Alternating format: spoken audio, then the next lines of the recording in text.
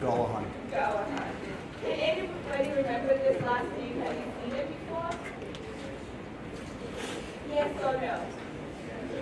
When did we see it? Brian, that's right. So this is Brian's brother, Darren.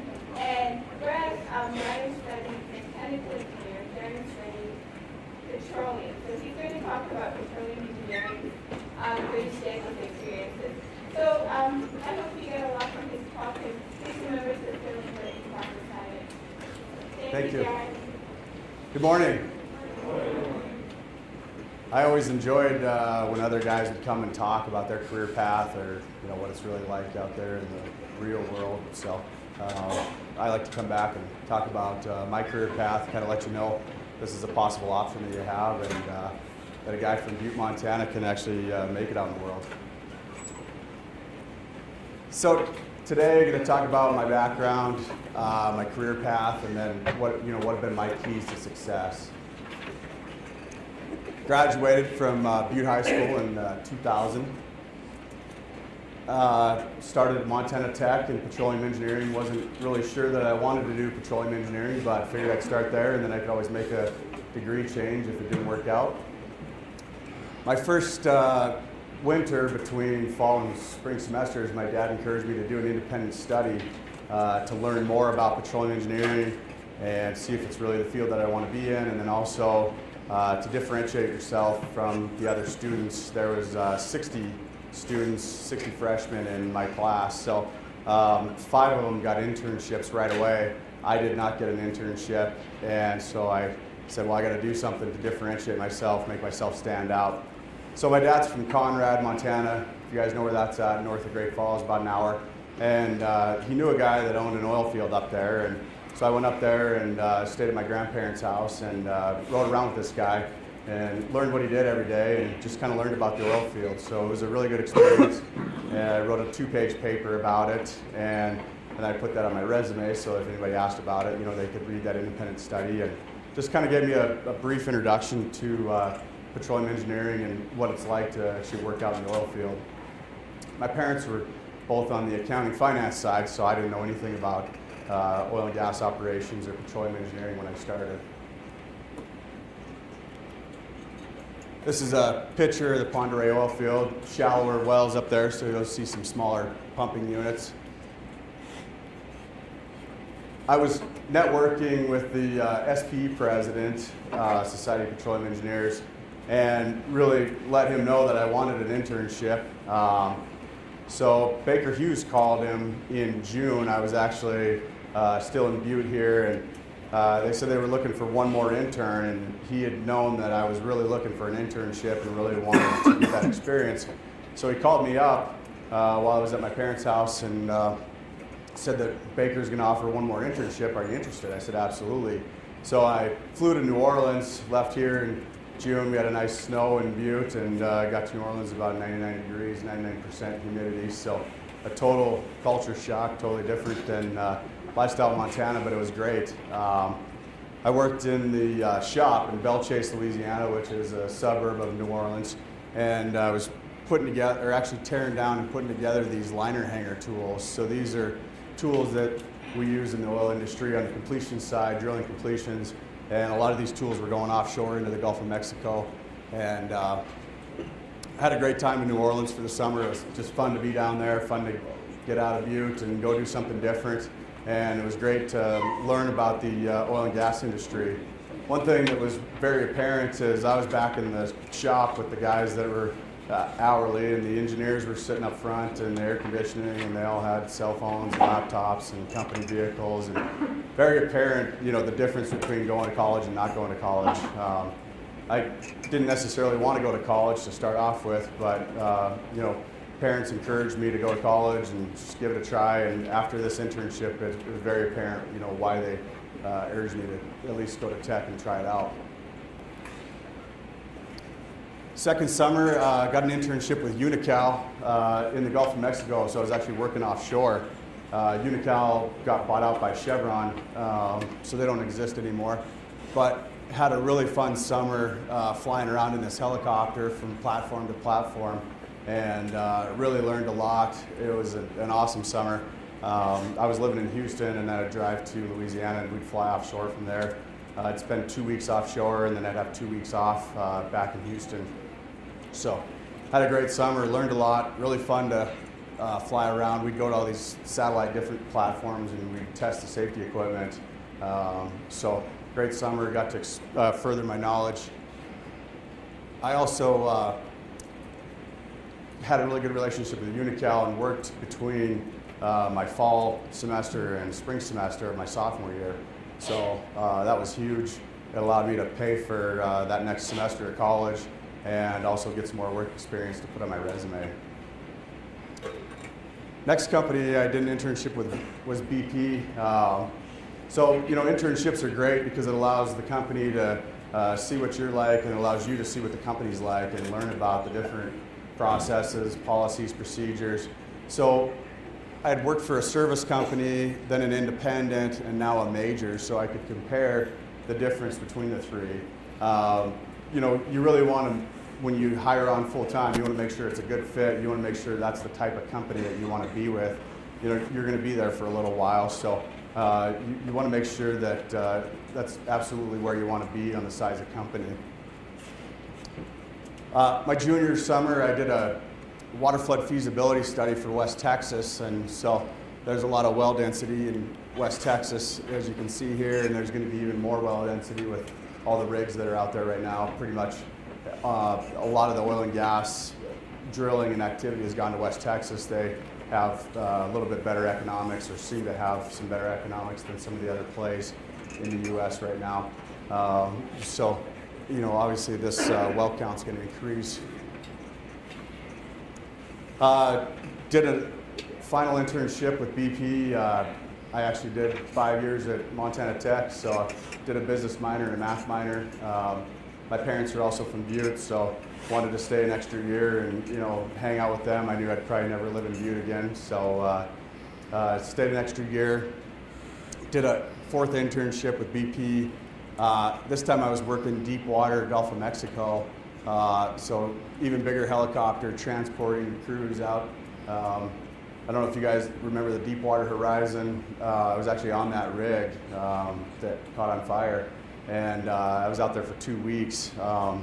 So it's a very good reminder that what we do is absolutely serious.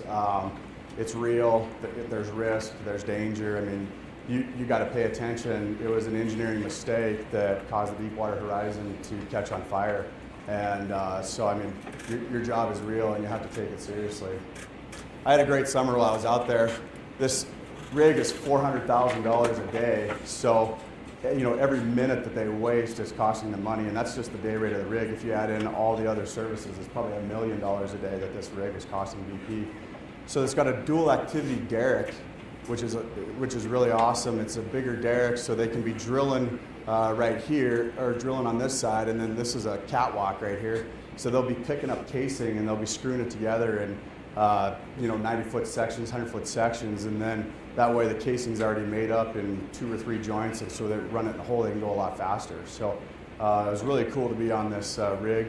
They also cut a core while I was out there, so I actually got to see them core part of the formation. They brought it to the surface. It's just dripping in oil. Gulf of Mexico is a really unconsolidated sand, and so it's kind of like beach sand. They had to freeze it, otherwise the core would just fall apart right there on the rig floor. And they chopped it up into 2-foot sections, put it in a container, picked it up with a crane, and put it on a boat and sent it in. So it was just a really cool process to see. Really thankful for that experience. This is the ROV, or remote operated vehicle. So, and there's actually a mini ROV inside the ROV. They would drop this down off the side of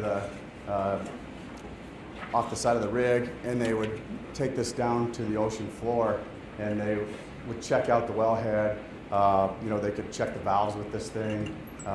They could check the riser, so the riser goes from the wellhead up to the rig floor. They could look for leaks. It had cameras on it, and it also had these robotic arms. So it was a really cool thing to see. So I graduated in 2005 and passed the FE. That was another reason I stayed an extra year. I really wanted to study hard for the FE and make sure I passed it. I didn't want to have to come back to chemistry or physics or any of that stuff after I graduated. Just wanted to be done with it. Took my first job with Merit Energy out of Dallas, Texas. So through my internship experience, I knew that I wanted to work for an independent company. Probably the smaller the better. Smaller companies will give you more responsibility. They do less scientific type stuff, and more. You work more on the business, managerial type side. So right out of college, Merit Energy gave me 300 wells and basically $3 million to go drill 4 more wells with.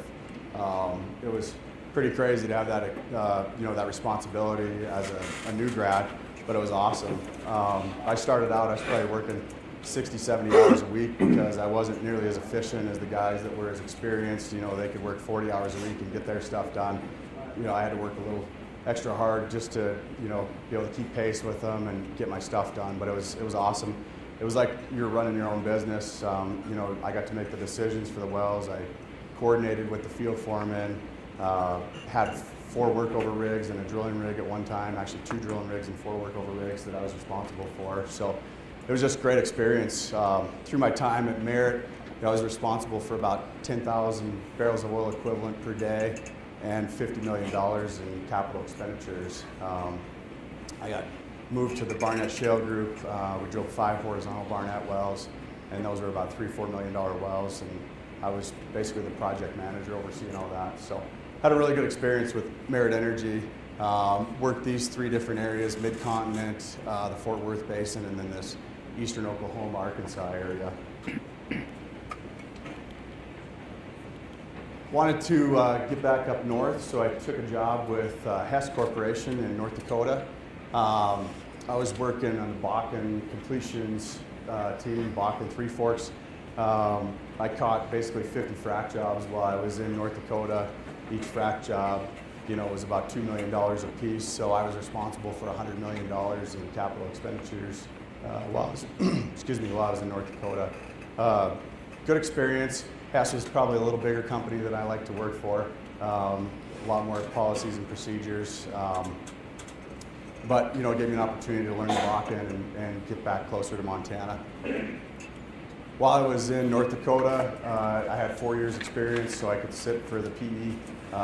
So I took my PE exam in 2009 and passed that. Became a licensed engineer.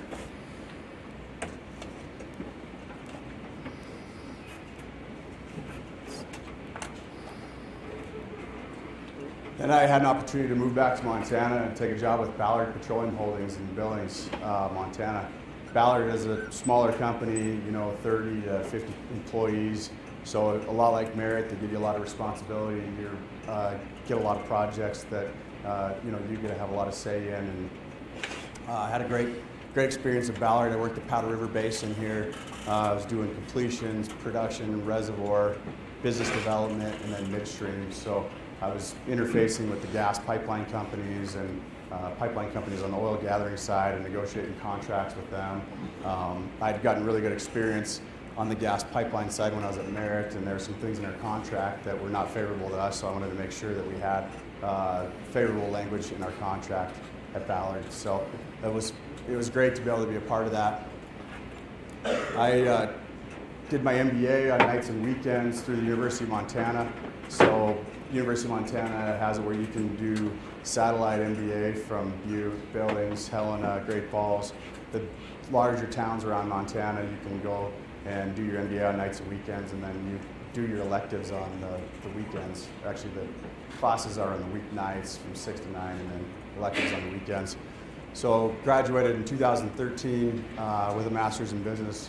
I wanted to learn more about how businesses run, running a business, balance sheets, cash flow statements, all that type of stuff.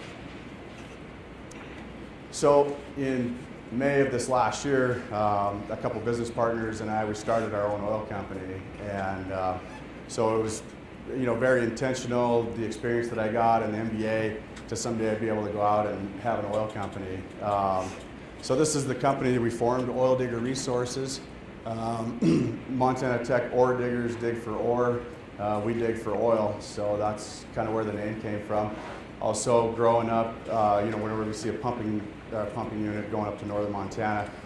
Dad would call those oil diggers, so whoever the first one to call out the oil diggers was.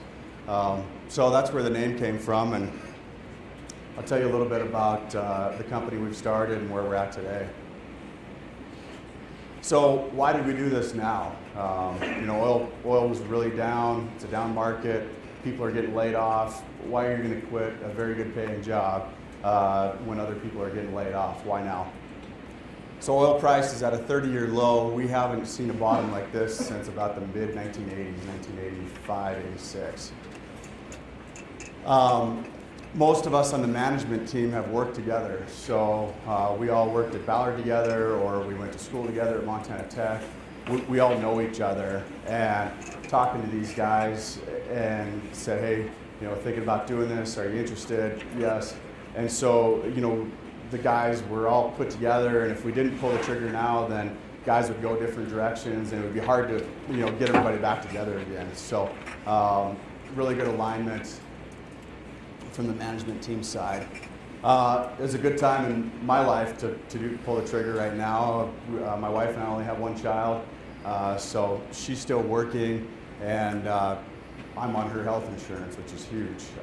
So, by the time we have another child, she'll probably want to stay home, and we won't have that income, won't have that health insurance. So just a really good time in my life. Also, we're young enough that if something happens, we can pick the pieces up, put it back together, and still save for our retirement.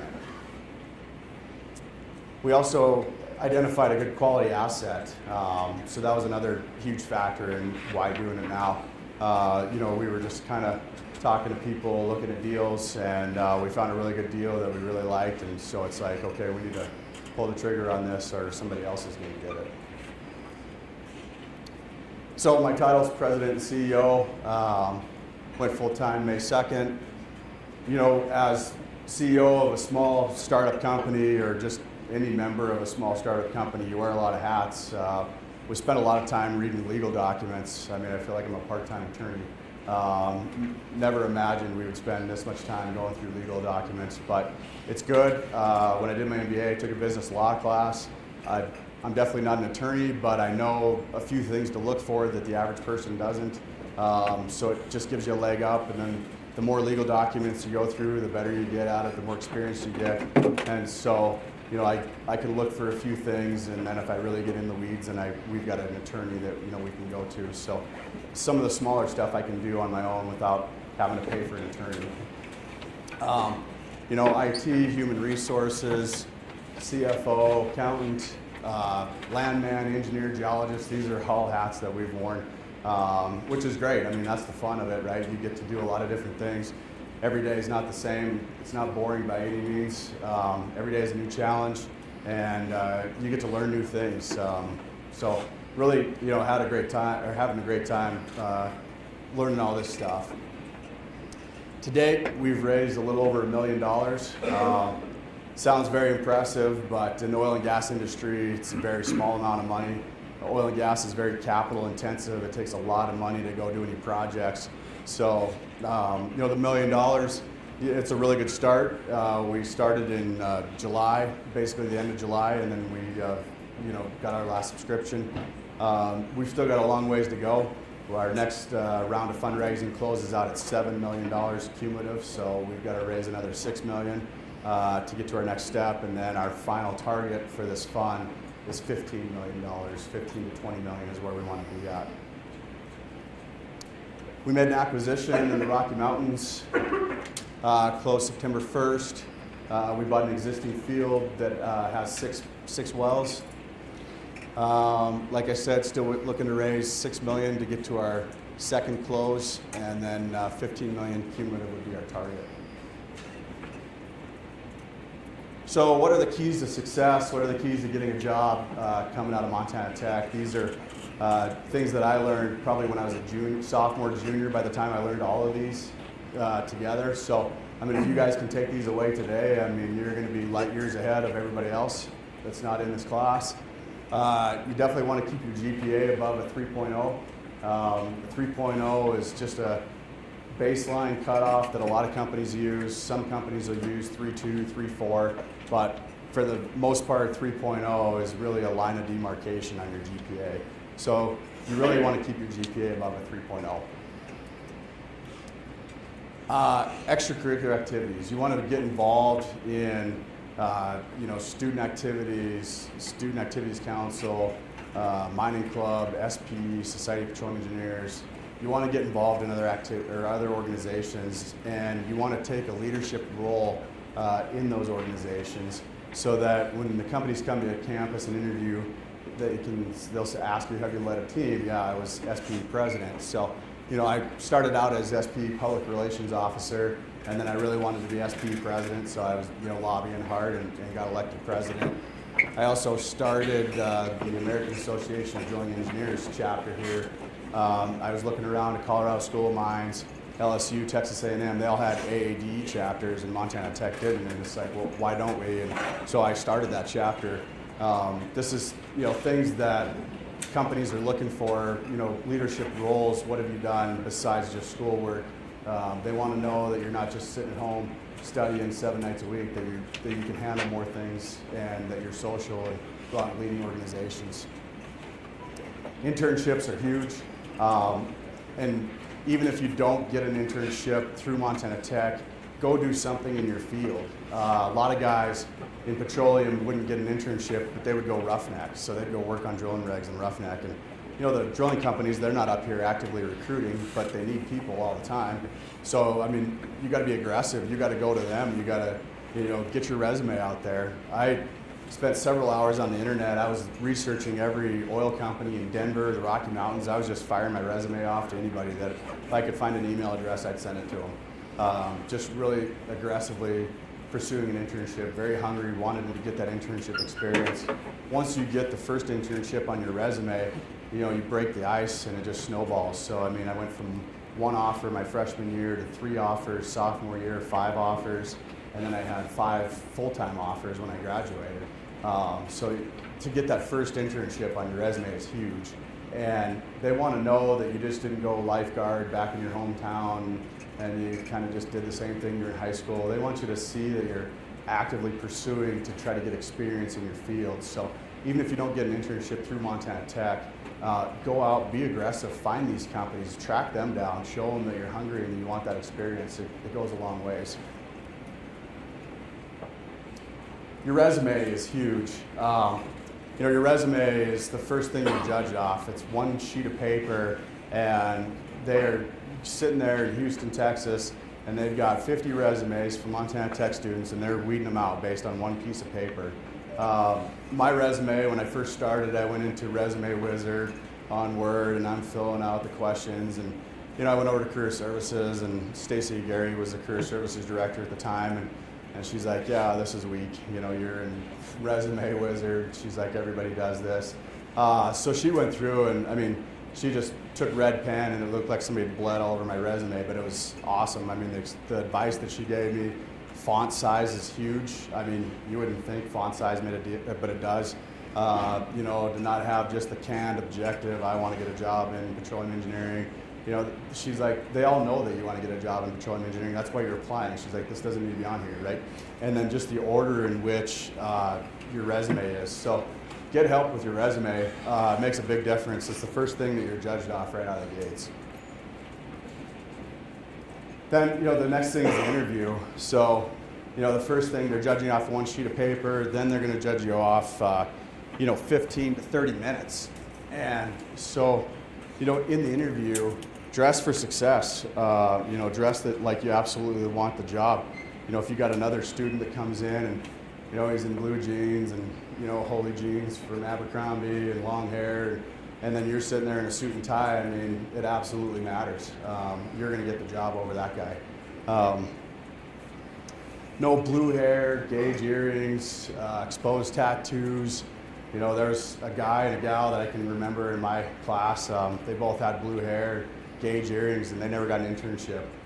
Every single year, they never got an internship. And finally, the guy that used to have blue hair, he cleaned himself up his senior year, and luckily the recruiters from Anadarko had changed, so they'd never met him before. And so then he got a job with Anadarko, and he said that to me. He's like, if they wouldn't have changed recruiters, I never would have got a job. But typically it's the same recruiters that'll come back year after year, and they remember you from when you were a freshman. I mean, you get to know these guys. A lot of them are Montana Tech alumni. So I mean, how you dress is absolutely important. You're representing these companies when you go out into the workforce, and so I mean, if you're going to do something that's going to reflect back on them, I mean, they care about that. And the other thing you want to do is be cognizant of your offers. You know, I had an offer to go on a plant trip with Burlington Resources when I was a senior graduating, and I didn't take it because I already knew I was going to go to work for Merit Energy. And I said, give that to another student that needs a job. There's no, you know, I don't need to go on a little mini vacation down to Farmington. You know, when I'm a senior, I've been on enough plant trips, you know, and I'd missed enough school by then anyway, so I was getting behind on my homework, and I already knew I was going to go to work for Merit, so I said, give it to somebody else. There's companies that have stopped recruiting at Montana Tech because a student would take a job with them, and then in 30 days they would back out. They would get a better offer, and then they'd back out of that job, and then I think Marathon for a while quit coming here. So your actions and what you do, I mean, it reflects on Montana Tech, and it reflects for the other students. So just, you know, be mindful of that when you guys are going through the recruiting process. Networking is huge. You know, a lot of the keys to my success have been through networking. That's how I got my first internship with Baker Hughes. I was networking with the SP president. That's how we've raised $1 million in 2 months. We've called people that we've known for several years, and you know, they know who we are. They know what our track record is. They know that we're going to get up and give our best every day. We're not going to be just sitting there, you know, laying on the couch and you know, wasting their money. And so networking is huge. You're definitely going to want to build a network through your organizations, through Montana Tech alumni. When these guys come back to campus, I mean, network with these alumni. There's some very powerful Montana Tech alumni in the industry, mining, oil and gas, you know, safety. All the different industries have a lot of heavy hitters on, you know, their Montana Tech alumni, and they're your friend. I mean, if you reach out to them and you say, hey, I'm a Montana Tech student, I mean, they'll listen. You know, just it's that Montana Tech relationship, and they cherish that. Business leaders, classmates. You know, I've stayed in touch with several classmates. We've done business together, still do business with classmates. You know, stay in touch with those guys, LinkedIn, Facebook, whatever. You know, you're definitely going to build those relationships. They're huge, and it's a big part of how successful you're going to be. Here's our website, mtoildiggers.com. So if you guys want to learn any more about our company, if you guys know anybody that wants to invest, you know, you got a rich uncle, he wants to get in oil and gas, whatever it is, give us a shout. Does anybody have any questions? Sure. Yeah, I did. You know, I probably wanted to do that for about 10 years. I would call people. There's a lot of people at Merit Energy that have left and gone and started their own company, probably 10 people. And so they were all former co-workers, and whenever they left to go start their own business, I'd call them up and I'd ask them, I'd say, well, you know, what'd you do about this? What'd you do about that? You know, how'd you guys get your financing? You know, what were they looking for when you were raising money? And a lot of them would just send me their presentation, their whole business plan presentation. And so I got to look through all that. One of my other contacts sent me an article on raising money. It's a, you know, like a 20-page article that was in this magazine. It tells you all the different places you can, sources of capital. So it's huge having that network, and then also staying in touch with those former coworkers. But yeah, I'd probably want to do this for about 10 years.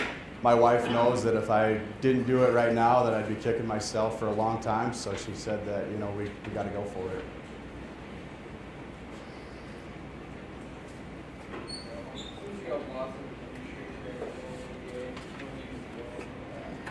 You know, where we're at right now, I think oil is going to be on a very long, slow, steady incline.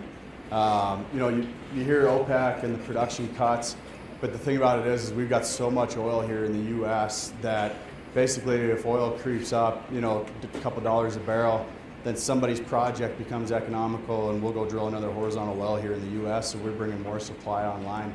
So I think, oil is going to be a very long, slow incline unless some type of war breaks out in the Middle East. I mean, that would be probably something that would cause it to jump. But typically when that happens, it'll jump and then, that war will get solved or something and, several months and then it goes back down again. So I think, we're going to be on a slow incline. We're running all of our economics at current oil prices. We're not pitching it to our investors, hey, we're banking on oil prices. We're not even telling them that. So if oil prices do come up, that's just extra, gravy for us.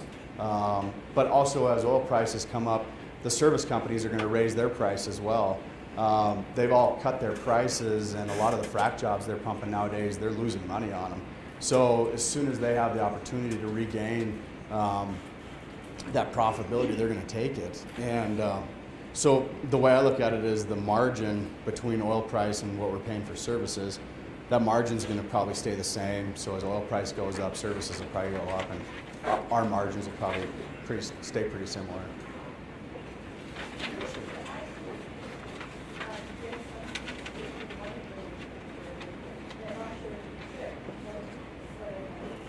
Yeah, absolutely. I don't know if you guys have seen, but Halliburton's already hiring again. I like Oil Pro on Facebook. It's a good site if you're interested in petroleum engineering. They got a lot of good articles. But there's 3 or 4 different companies that are already hiring. I don't know. I mean, if it's they cut too much too fast, and now the market's turning around. They're busy. Frac jobs are a month out. We're sitting here, trying to get a frac job or frac date right now, and we're a month or 2 out, and so they've already cut more than they needed to. So now they're looking to hire again. There's also a big, huge generational gap in petroleum engineering. Back in the mid '80s, '84, '85, there was a lot of people that got laid off, and then they just never got back in. They went and found a different job and never got back into oil and gas, and so there's still that older generation of petroleum engineers that are retiring, and they're not coming back in. And especially with this last downturn, there was a lot of guys that were offered early retirement packages, and so they took that package, and they're playing golf. They're not interested in coming back. So these companies are still going to need petroleum engineers. We're not going to need them at the pace that we were at 2-3 years ago, but they're absolutely still going to need people. So if you do everything that I said on that slide, GPA above a 3, I mean, and it's you got to ace out the next guy, right? So if this guy wants to be a petroleum engineer, and you want to be a petroleum engineer, you got to be better than him, right? If that's what you really want to do. Any other questions?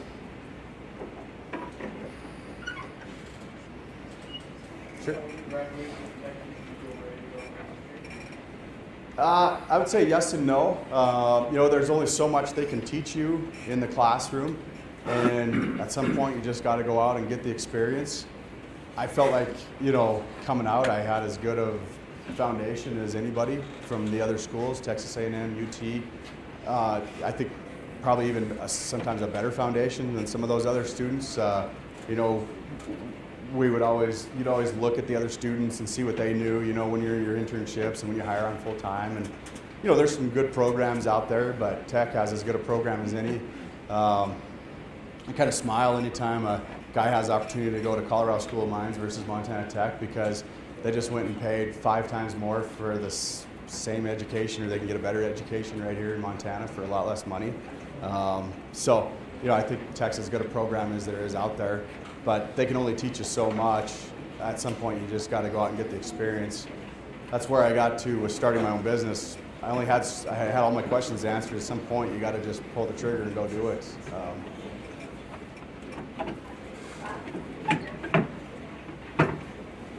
Yeah, absolutely. I don't know if Joe Kasperik's still teaching a personal investing finance class, but it's a class that's not on your curriculum at all.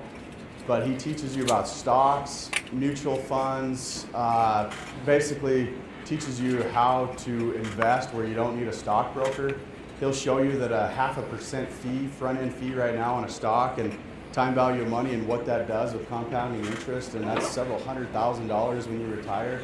That was a great class. For any engineers out there, any business classes you can take, I mean, to understand balance sheets, debits, credits, any of that type of stuff. It's not only going to help you in your career, but it's going to help you on the personal side too. When you're sitting there trying to figure out where do I put my money, and you're comparing stocks, I mean, to understand current ratio, asset test ratio, all these different things, you're going to be better off. You're not going to need as much advice, so you're not going to have to pay a financial advisor. There's a lot of financial advisors, and I haven't worked with one yet. I've just had a really good background and be able to understand investments and business and just how companies operate. So definitely any of those classes that they offer, for sure. Did you ever work offshore outside of your I didn't. Nope. All land-based work.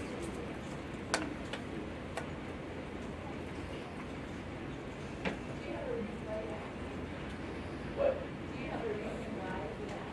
I was just wondering, like, if you like students necessarily like being offshore, or any way to spend that long enough? No, I liked offshore. I really did.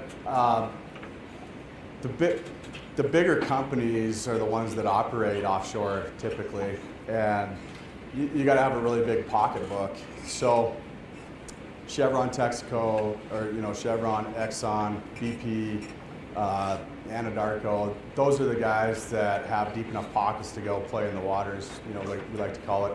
When I was at Merit Energy, they had an offshore division, but it was for the most senior engineers. And so when I started there, I was, new out of school, and if I would have stayed with Merit long enough, and if they would have stayed offshore long enough, I probably could have got that experience working offshore. But I wanted to go to a smaller company, and smaller companies typically don't have the funding to be able to go offshore. So that's why I didn't do any offshore work. But offshore is awesome. I mean, it's so expensive out there to operate that you do things different that you wouldn't do on land. I mean, on land it's cheap to get a rig and go rig up and pull a well.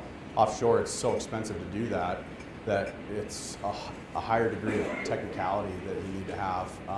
So just the nature of the companies that I like to work for, and a lot of guys want to work on those big, deep water projects, and if that's what you really want to do, you need to go to a bigger company and to be able to get that experience as a full-time employee. Sure. When you're sending your resume off for internships, who did you look for emails to send them? Yeah, I just get on their website and you go under contact us and say info at Forest Petroleum, send it to them. Or I try to do as much research. You get into the management team and you could find the vice president of human resources, and try to find another email that's similar, and then you can figure their email out. And I do that today, still to this day. I mean, we get screened all the time. I'll call people looking for money, and their secretary will, oh, yeah, hold on just a minute, and then, oh, yeah, he's not in right now. And it's just like, yeah, you're lying to me. So, I try to find their email, and I fire them an email, and it's the best way to get past any gatekeepers is to just email it to them. Put something in the subject line that's going to catch their attention, right? You want it to be quick. It's going to grab their attention. You don't want to write them 10 paragraphs in the email. You want it to be quick, easy to read, bullet points. I mean, these guys are busy, and you're trying to get your foot in the door, so you're going to want to make it as easy as possible. And then try to line up, offer to fly to Denver or drive to Denver, catch a ride with a buddy, and see if you can line up 5 or 6 interviews, or and put your suit on and go downtown Denver and just go around all the different companies. So yeah, it's still a tactic I use today. There's actually a website out there that'll verify an email address. So if if it's Brian.Ross@Halliburton, you can check that and they'll say no, it's really bross@Halliburton or Ross.B. So that's what I try to do is try to learn as much about the companies on the internet, try to get it to the HR person, and just do a lot of research. Any other questions?